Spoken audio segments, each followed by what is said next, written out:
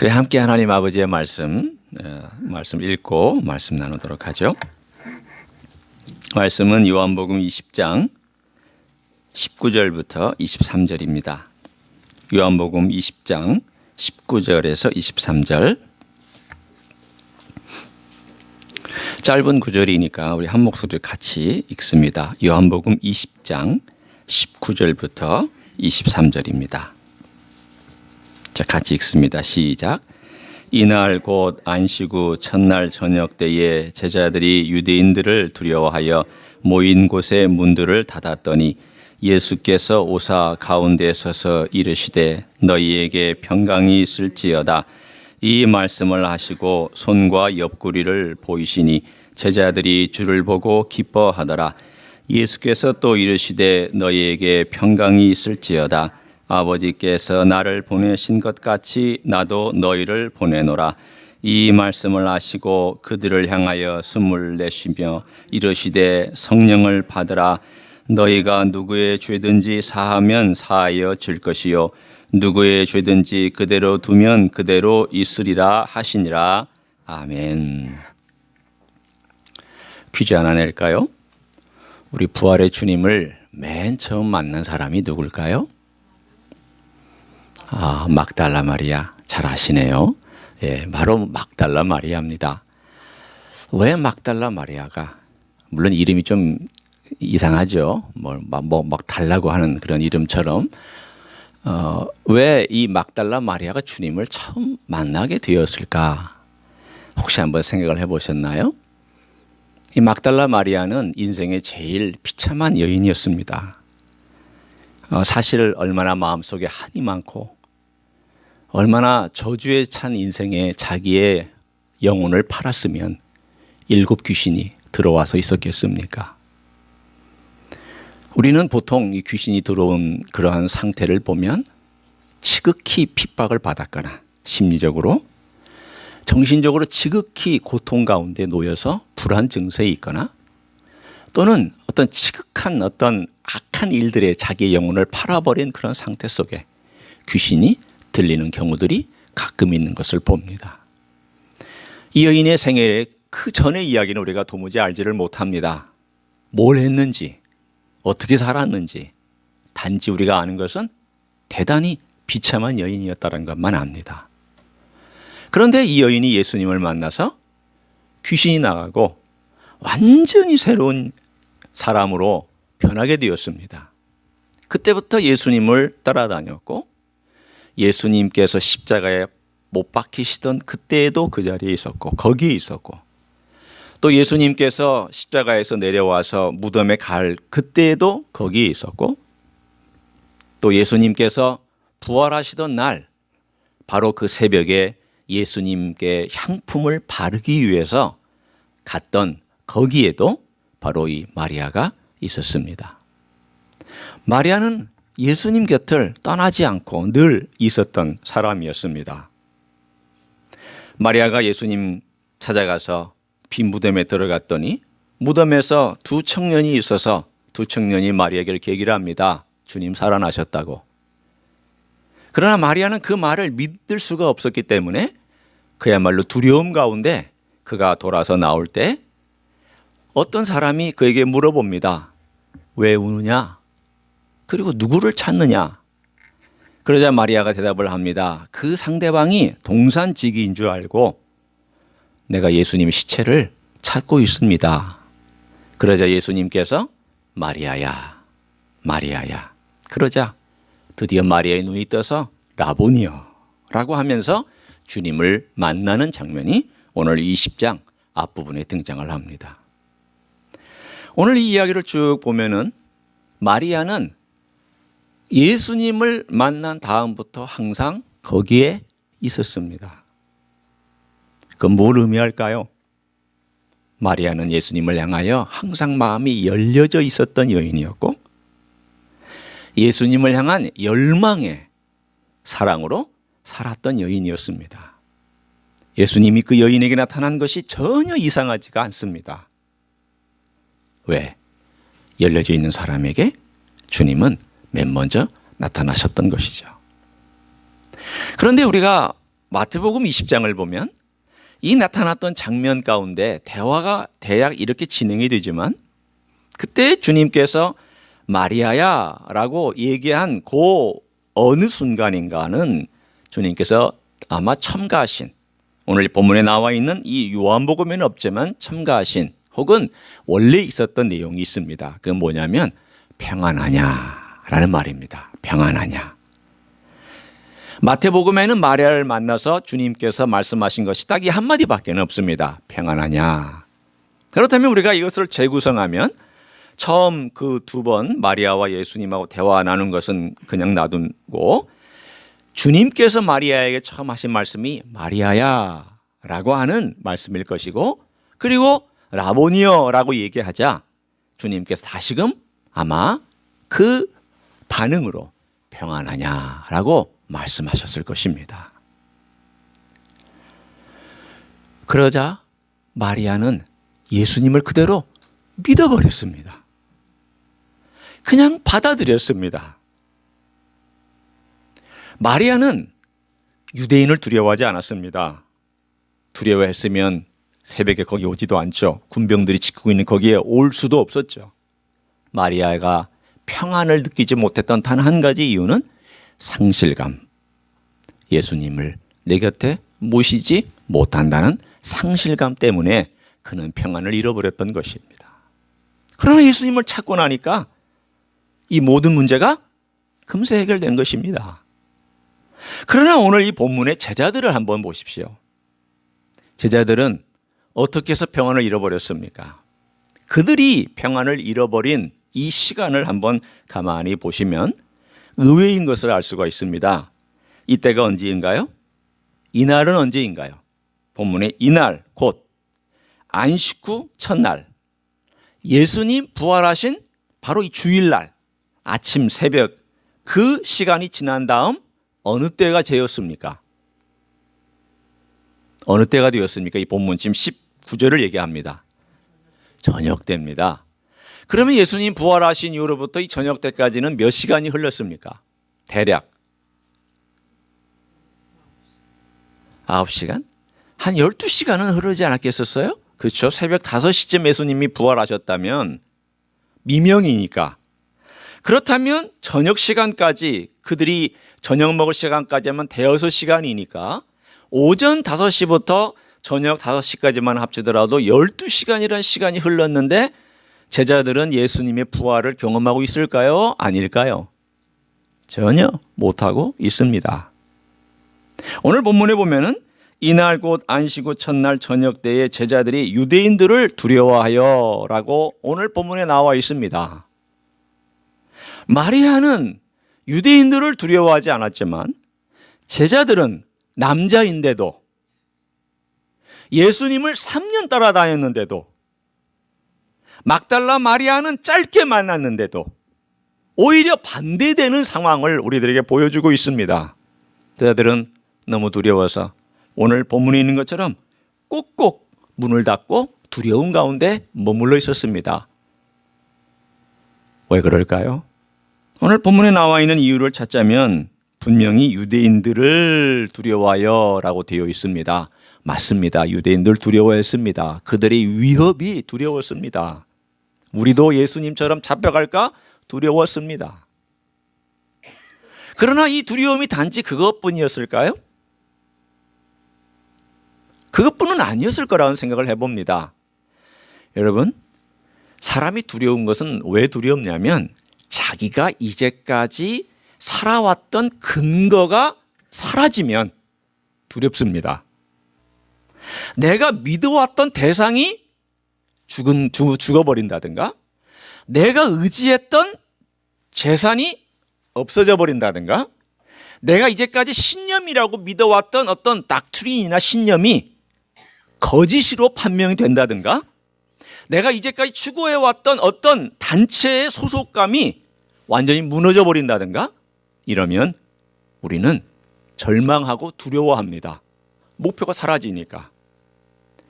아마도 제일 인생에 힘든 것은 목표가 사라지는 것일 거예요. 뭐하지?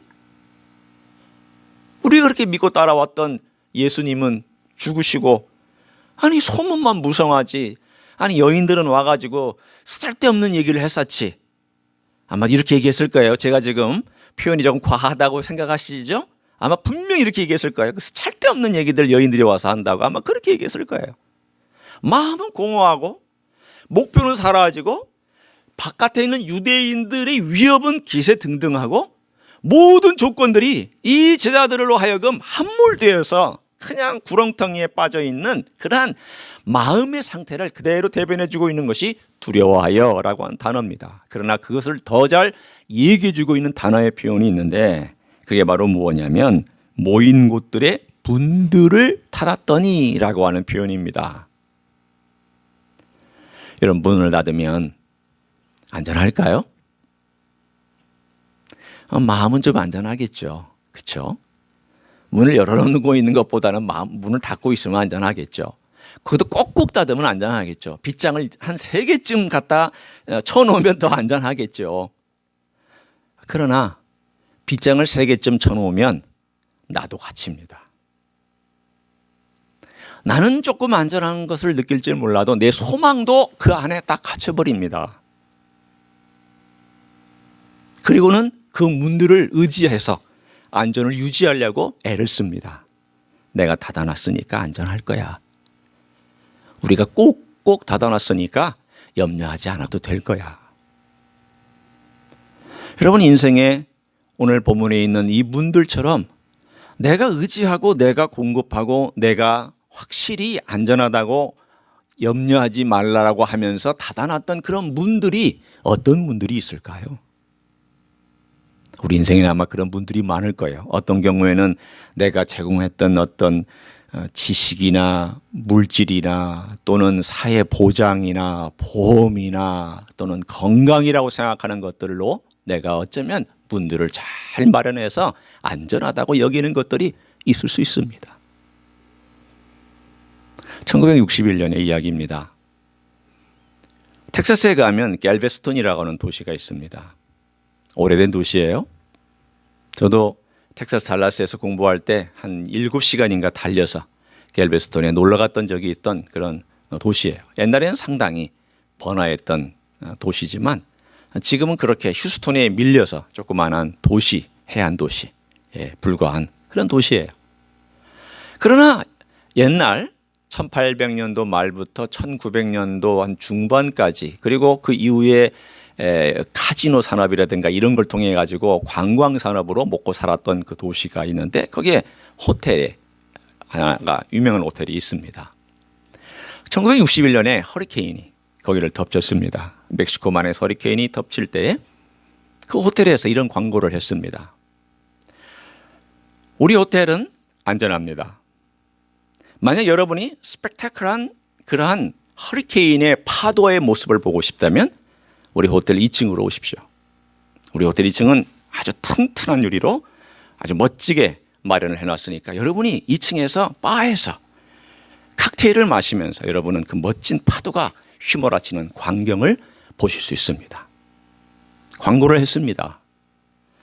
그래서 용기를 낸 사람들이 그날 허리케인이 그 해안에 몰려온다고 광고가 난 그래서 조심하라고 다 피난 가라고 한 날 거기에 사람들이 몰려들어서 2층에서 바에서 칵테일을 마시면서 그 멋진 광경을 누리고 있었습니다.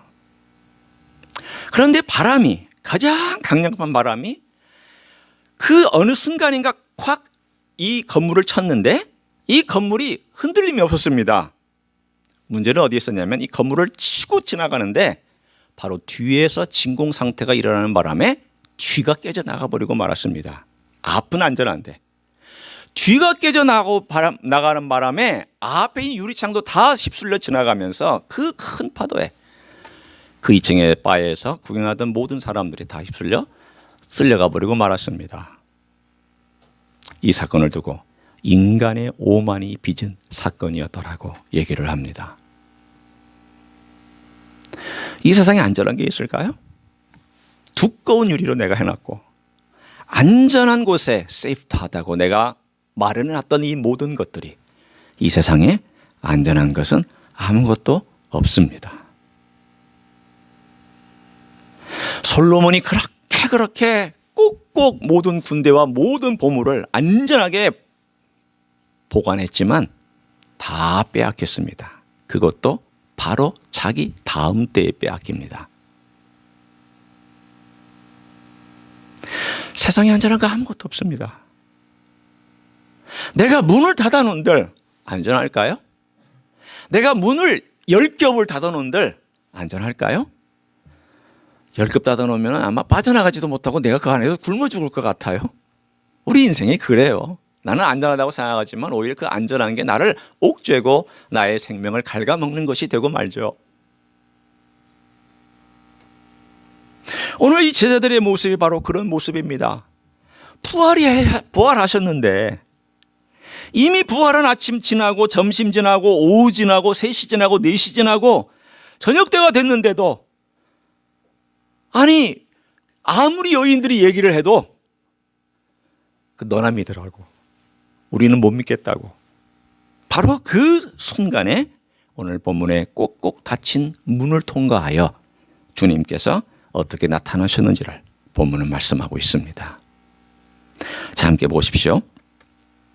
문을 닫았더니 예수께서 오사 가운데 서서 이르시되 너에게 평강이 있을지어다 이 말씀을 하시고 손과 옆구리를 보이시니 제자들이 주를 보고 기뻐하더라. 오늘 여기에서 우리 주님께서 하신 행동을 동사 4가지로 표현하고 있습니다. 한번 눈여겨보세요. 첫째, 오사. 둘째, 서서. 셋째, 이르시되. 넷째, 보이시니. 그 평강이 있을지어다는 이르시되 한 말씀이니까 같이 포함시키고요. 4가지 동사는 보이시니. 자, 오늘 여기 있는 오사, 서서, 이르시되, 보이시니라고 하는 이 모든 4개의 동사는 무엇을 중심으로 움직이는 동사일까요? 예수님이죠. 예수님 하신 일이니까. 그러면 질문을 이렇게 하는 게 낫겠네요. 무엇을 주시기 위하여서 오늘 우리에게 들려주시는, 보여주시는 동사들일까요? 믿음? 믿음 없는데? 예, 본문에서 찾으셔야죠. 평강을 주시기 위한 주님의 행동들이에요. 평강이 뭐길래? 주님께서 마리아를 만나서 주셨던 것도 평안하뇨. 평강이란 똑같은 단어예요. 제자들은 두려움 때문에 마리아하고는 다른 종류의 두려움이지만 그 두려움에 있는 제자들에게 와서 주님께서 첫 번째 주신 것이 무엇이냐면 너희들에게 평강이 있을지어다. 이 평강이 뭔데요? 그냥 인사말이 아니란 말이죠. 평안하세요. 우리는 늘 습관적으로 지난밤 잘 주무셨죠? 습관적으로 하는 그 습관적인 이야기의 인사 그런 것이 아니라는 거예요. 어디서 그걸 아냐면 이 말씀이 여기도 나오지만 우리가 읽었던 21절에도 또한 너희에게 평강이 있을지어다. 또 26절 보세요. 우리가 읽지 않았지만 도마에게도 주님께서 함께 그들이 있을 때에 예수께서 오사 가운데 서서 똑같이 서서 이르시되 너희에게 평강이 있을지어다 하시고 주님께서 평강을 주시고 싶어 하신단 말이죠. 이 모든 행동들이 평강과 관련되어 있단 말이죠. 평강이 뭐길래 그렇습니까? 히브리 말로는 샬롬이라고 하고요. 우리 말로는 평안, 평강, 평화, 화평 여러 가지 단어로 썼어요. 때로는 안전, 균형. 그러나 이 단어를 제일 잘 설명하는 단어가 있다면 온전함.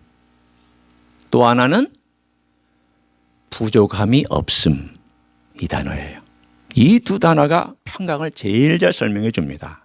온전함, 부족함이 없음. 여호와는 나의 목자시니 내게 부족함이 없으리로다. 이게 무슨 뜻이냐면요. 여호와는 나의 목자시니 내 삶이 온전하다라는 거예요. 다 채워진 것 같다라는 거예요. 부족함이 없이 다 채워져서 평안하고 평강하고 어떠한 환경과 조건에서도 주님으로 채워진 그 평강 때문에 아무 염려나 두려움이나 걱정이나 근심이나 세상에 대한 그러한 필요 없는 불안을 갖고 살지 않는 온전한 상태를 시편 23편 1절은 우리들에게 정확하게 말씀해 주고 있습니다. 평강은 온전함이에요. 예를 들어 제가 불면증이 있어요. 불면증이 있는 사람에게는 뭐가 필요하죠? 편한 잠이 필요해요. 편한 잠이. 그게 평강이에요. 내가 지금 어느 사람과의 관계가 깨졌어요. 뭔가 문제가 있죠. 불안하죠. 깨진 관계에는 뭔가 마음에 불편하죠. 뭐가 필요할까요? 관계 회복이 필요해요. 그 회복이 평강이에요. 내가 지금 몸이 아파요. 균형이 깨져가지고 힘들어요. 내가 지금 뭐 감기에 걸렸던 병에 걸렸던 너무 힘들어요. 그 사람에게 가장 필요한 건 뭘까요? 치유와 회복이죠. 그게 평강이에요. 온전해진다는 거예요. 아, 내 몸이 온전해진다는 것은 건강해진다는 뜻이에요. 내가 인간관계가 온전해진다는 것은 그 관계 깨졌던 관계나 서먹서먹 관계가 온전히 회복된다는 의미고요. 내가 죄 때문에 하나님과의 관계가 깨졌는데 그 깨진 관계가 회복된다는 것이 그렇게 평강이에요. 화평이라는 단어고요. 그래서 굉장히 광범위하게 쓰이는 단어지만 그러나 우리의 삶 가운데서 제일 중요한 단어이기도 해요. 다윗도 이 평강을 얻기 위해서 늘 기도했고 많은 신앙인들이 이 세상 살아가면서 주님 주신 이 평강 때문에 자신 있게 살았고 이 평강이 없는 사람은 늘 흔들리며 살았던 것이죠. 주님은 처음 오셔서 제 아들에게 주신 선물이 다른 거 아닙니다. 세상의 복도 아니요, 화려함도 아니요, 명성도 아닙니다. 너희들에게 평강이 있을지어다 라고 말씀해 주셨습니다. 따라서 이 평강이라는 것이 얼마나 우리의 삶 가운데 소중한 것인지, 아, 이건 주님만이 주실 수 있는 것이구나. 주님만. 그러나 구약에서는 이 내용이 그렇게 정확하게 묘사되어 있지 나와 있지 않아요. 여호와는 나의 목자시니, 예수님은 나의 목자시니 내가 부족함이 없으리로다. 그러면 이 평강을 어떻게 주셨단 말이냐? 어떻게 주님께서 우리에게 주신단 말이냐? 라고 따지면 오늘 본문에 있는 이 구절이 바로 그 구절입니다. 오사 서서 말씀하신 거예요. 주님께서 우리에게 주님만이 평강을 줄 수 있지만 주님께서 우리 무리 가운데 오사 그 가운데 서서 말씀하심으로 그 말씀이 우리에게 생명이 되어서 우리로 하여금 평강을 얻게 되는, 그리고 그분으로부터 흘러나오는 평강과 그분으로부터 흘러나오는 그분의 말씀으로부터 흘러나오는 평강에 의해서 우리가 살아간다는 것을 오늘 본문 가운데 말씀하고 있습니다. 오늘 이 단어들을 가만히 보면서 이런 생각을 해보세요. 아, 주님께서 오신다는 것은 멀리 계시단 말인가? 아닙니다. 주님은 이미 우리에게 가까이 계세요. 그러나 누가 멀리 있을까요? 그렇죠. 내가 멀리 있는 거예요. 내 마음이 뒤돌아서면 여러분과 제일 멀리 있어요. 그렇죠? 제 마음이 각도를 조금 이쪽으로 두면 여러분하고 거리가 있어요. 사람은 알아요. 아, 저 사람이 내 얘기 안 듣는구나. 눈을 보고 얘기하다가 이 사람이 딴짓하고 있어. 시계 보거나 아니면 딴 바깥에 구경하고 있거나 설교를 듣는데 벽을 바라보고 있거나 천장을 바라보고 있거나 졸고 있거나 그러면 저하고 시선을 안 맞추는 거죠. 맞아요? 그러면 저하고 거리가 있을까요? 없을까요? 안 맞추면. 거리 있는 거죠. 저는 여러분과 앞에 있지만, 저는 여러분과 함께 있지만 거리는 얼마든지 생길 수 있어요. 왜 거리가 생길까요? 내 마음의 상태에 따라서 거리가 생겨요. 주님은 우리를 떠나시지 않아요. 주님은 오신 이후로부터 계속 우리와 함께 계세요.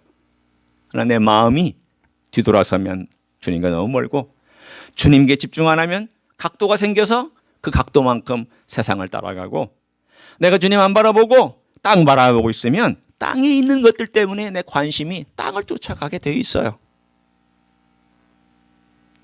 주님은 오사 여기 서 계세요. 서 있다는 말은 뭐냐면 행동하신다는 뜻이에요.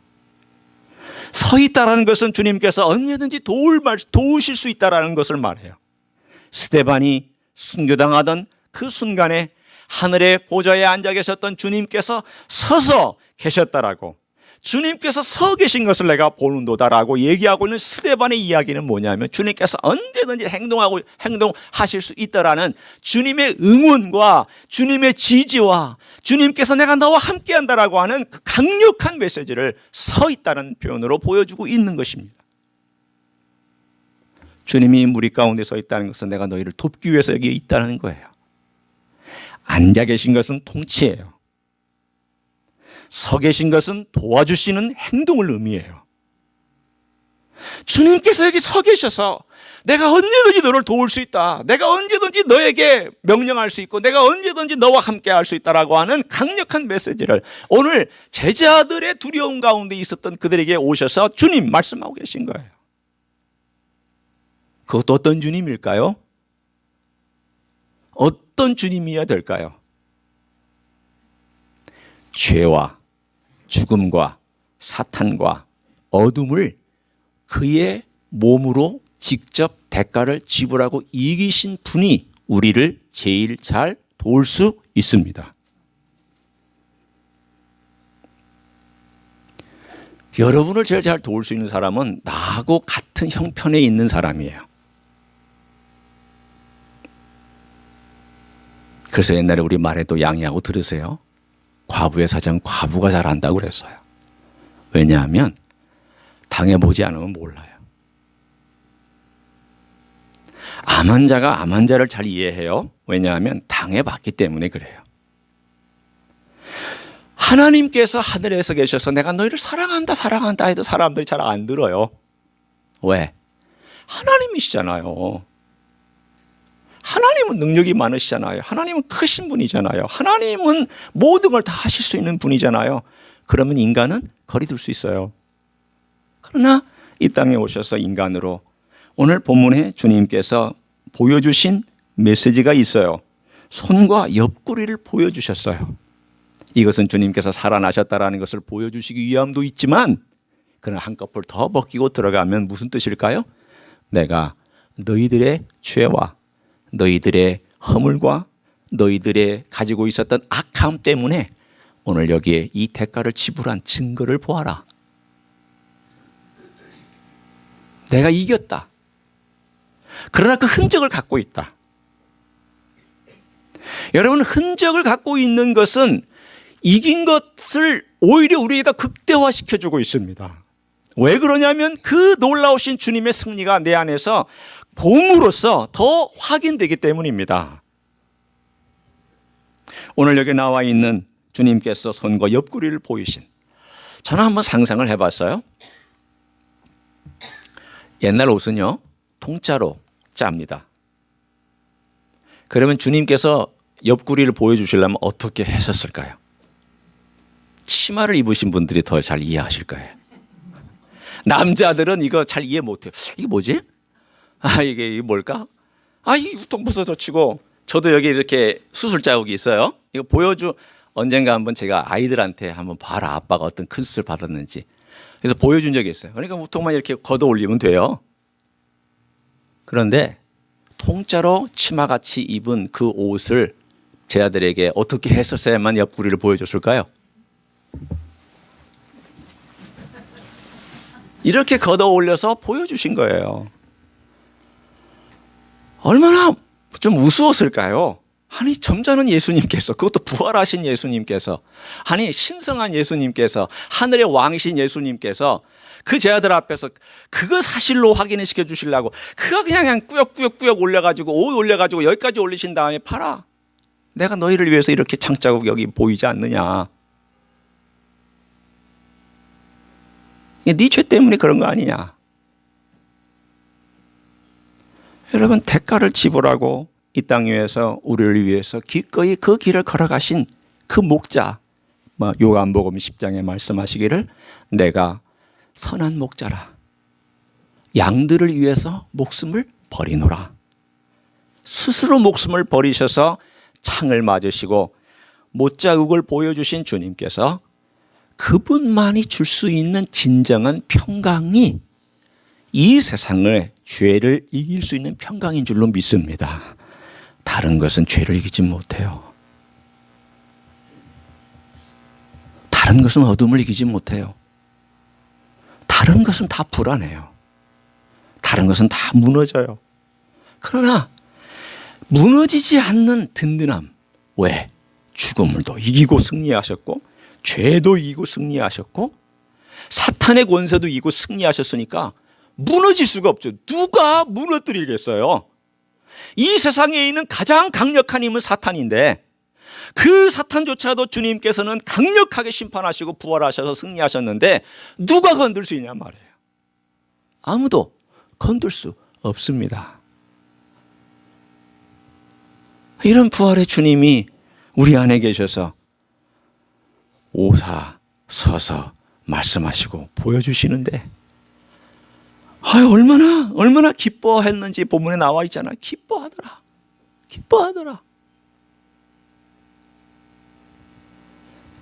인생에 살면서 불안할 때 많지만 그러나 불안할 때마다 늘 주님 앞에 그렇게 우리가 고백하잖아요. 주님, 제게 오셔서 이 불안한 마음을 제거해 주세요. 주님, 저의 두려운 마음, 주님, 극복하게 해주세요. 그럼 주님께서 그때에 우리가 느끼든 느끼지 못하든 어떻게 해주실까요? 오늘 본문에 있는 것처럼 내가 너에게 평강을 주노니 평강을 가지라, 평안해라. 내가 너희를 도와주겠다, 극복하게 해주겠다. 주님이 주시는 이 평강은 세상이 줄 수 없는 거예요. 이 평강을 누리는 것이 얼마나 큰 기쁨이었는지 제가 지난 10여 년 동안 그 긴 어떤 회복의 과정 또는 건강을 유지하고 또 주님의 은혜 가운데서 여기까지 오는 과정 속에서 아마 제가 누린 가장 큰 기쁨은 첫째 주님이에요. 주님 그분을 향하여 내가 직접 대화할 수 있고 그분이 나와 함께 하신다는 거. 여기 오셔서 서서 나와 함께 동행하시고 말씀해 주신다는 거.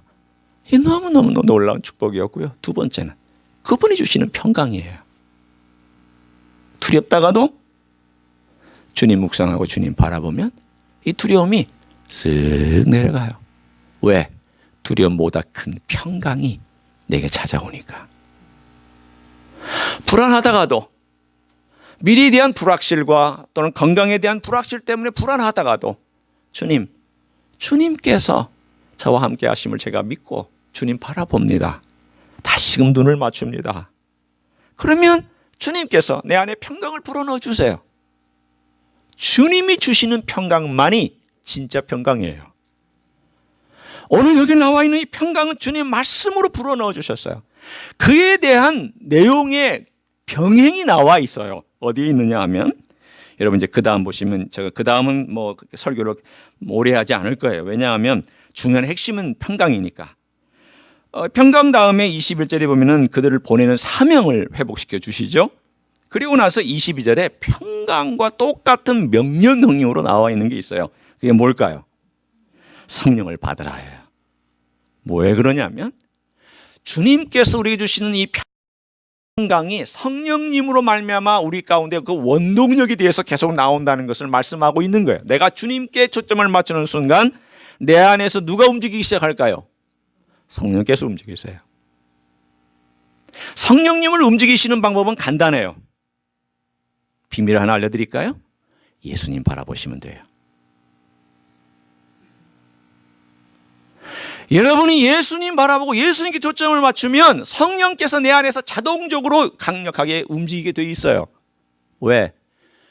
성령님을 보내신 분은 예수님이기 때문이에요. 하나님 아버지도 보내셨지만 예수님께서 보내셨고 예수님의 사역을 대신해서 우리 안에 넣어주신 하나님이시기 때문에 그 놀라운 평화가 주님의 화평이 내 안에서 역사하기 시작하고 그 원동력이 되는 분이 누구냐면 성령님이라고 오늘 불어넣어 주신 똑같은 평강이 있을지어다. 평강이 있을지어다. 그리고 성령을 받으라.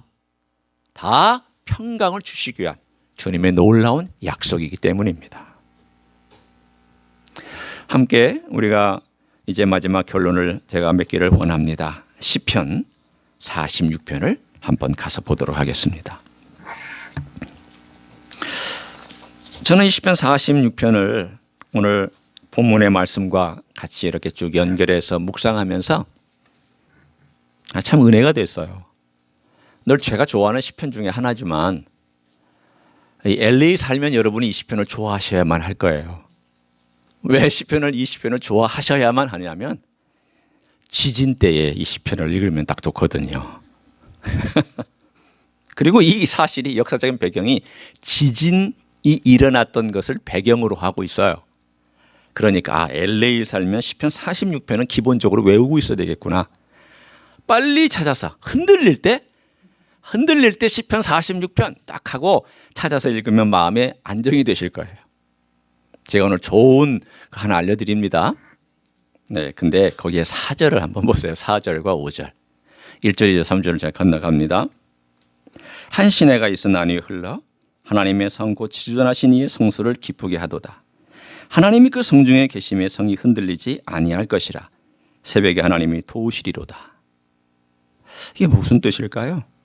난리예요. 땅들은 변하고 산들은 흔들리고 지진이 나고 바닷물이 솟고 넘치고 산이 흔들려서 난리법석이에요. 그런데 고요하게 한 시내가 흘러내리고 있어요.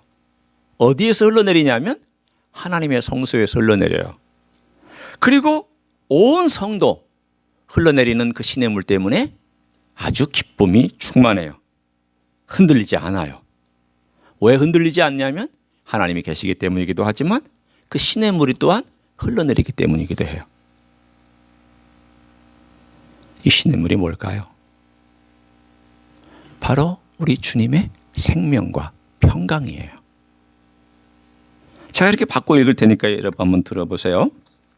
4절과 5절을 한번 이렇게 눈으로 보면서 듣기만 하세요. 생명과 평강의 시내가 나뉘어 흘러 예수님 계신 곳을 기쁘게 하도다. 예수님이 그 무리 가운데 계심에 무리가 흔들리지 아니할 것이라. 새벽에 예수님이 평강으로 도우시리로다. 다시 한번 읽습니다. 생명과 평강의 시내가 나뉘어 흘러 예수님 계신 곳을 기쁘게 하도다. 예수님이 그 무리 가운데 계심에 무리가 흔들리지 아니할 것이라. 새벽에 예수님이 평강으로 도우시리로다. 그러면 내가 흔들리지 아니하고 평강 가운데 주님으로부터 흘러나오는 그 시냇물을 마시려면 어디에 있으면 될까요?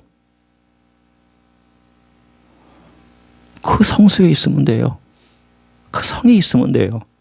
곧 예수님 안에 있으면 돼요. 예수님 안에 있으면 돼요. 그러면 이 세상의 어떤 불안과 두려움과 그 당시에 제자들을 흔들고 있었던 유대인들의 두려움이나 상실감의 두려움이나 어떠한 두려움도 감히 하나님이 지켜주는 그 성소와 그 성으로 들어올 수 없을 줄로 믿습니다. 부활의 아침은 그런 아침입니다. 아침에 도우십니다. 부활의 주님이 도우시고요.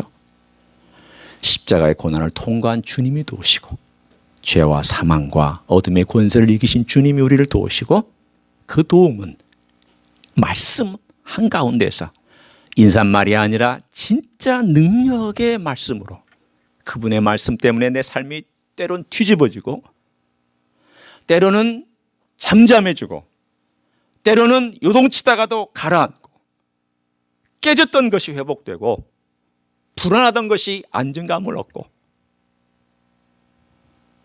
이 세상 때문에 염려하던 것이 전혀 염려가 되지 않는 온전한 평강으로 우리 주님께서 나를 축복해 주실 줄로 믿습니다. 그런 삶을 살아가시기를 예수님의 이름으로 간절히 축원합니다. 기도하시겠습니다.